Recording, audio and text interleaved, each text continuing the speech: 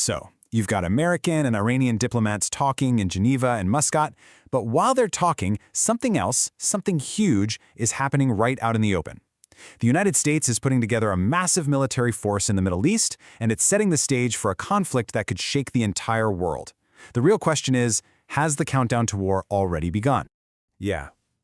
Just let that sink in for a second. That one sentence from military analysts, it tells you everything you need to know about the incredible scale of what's going on. This is not some routine movement of troops.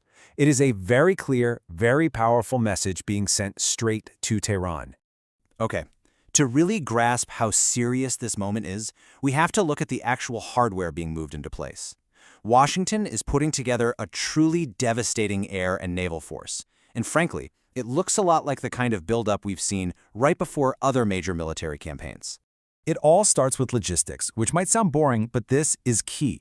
We've seen over 150 military cargo flights moving weapons, gear, and ammo into the region. You don't do something on that scale just for show. You do it to supply a real, sustained fight. And then, of course, you've got the firepower. More than 50 of the most advanced fighter jets in the U.S. arsenal have been mobilized. We're talking F-35s, the F-22 Raptors, F-16s, and they're being pulled from bases as far away as the United Kingdom. This whole show of force extends out to the sea, too.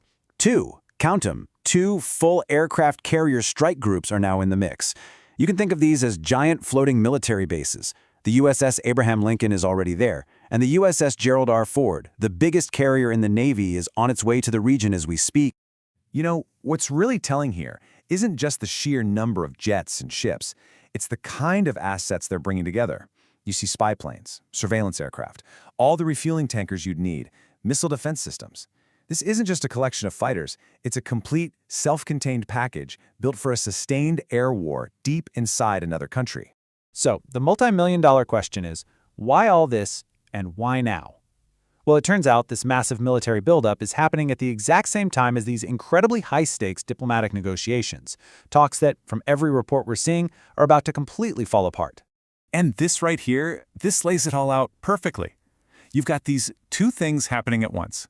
On the one hand, a very public push for a diplomatic deal. But on the other hand, you've got this quiet, but incredibly real, threat of overwhelming military power. The U.S. is at the negotiating table, but it's brought a giant hammer with it. And look, this didn't just pop up out of nowhere. If you look at the timeline, you can see how fast things have escalated. It all started with those limited strikes of Operation Midnight Hammer about 9 months ago. And since then, it's just spiraled, fueled by protests inside Iran and diplomacy that's gone nowhere, all leading us to this moment and this 10-day deadline. So to really get why this is heating up so quickly, we've got to look at what each side is actually trying to achieve here. The 3 key players, the US, Israel, and Iran, they all have very different goals, and they're all under a ton of political pressure back home.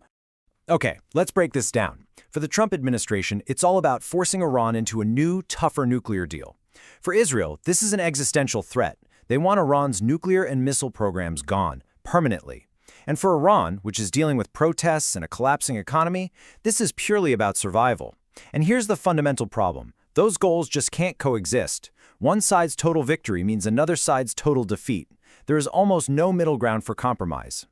And, I mean, it doesn't get much clearer than that, does it? In President Trump's own words, the military isn't the last resort. It's the main tool he's using to get a deal. The threat is the strategy.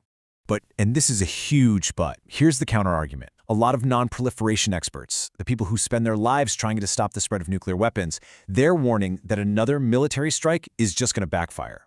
They say it's far more likely to convince Iran that the only way to be safe is to get a nuclear bomb, not get rid of the program. So all of this leads to the really big question. What could an attack actually look like? And, maybe more importantly, why does this standoff in the Gulf matter to every single one of us, no matter where we live on this planet? So, from what analysts are saying, a new strike probably wouldn't be some single, massive, shock and awe event. It would probably be a step-by-step campaign.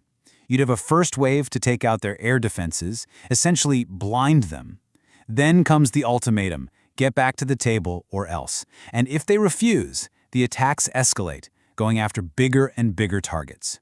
Okay, so what's one of the first things you and I would feel? Right here, the economy. Projections are showing that even a limited conflict could make oil prices go through the roof.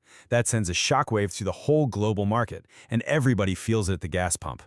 And we really have to remember, this won't just be a war of bombs and missiles.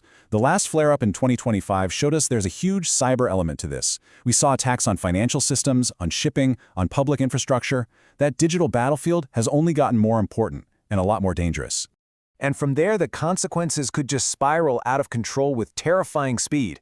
Iran could retaliate, igniting a much wider regional war. If they shut down the Strait of Hormuz, 20% of the world's oil supply gets cut off, just like that.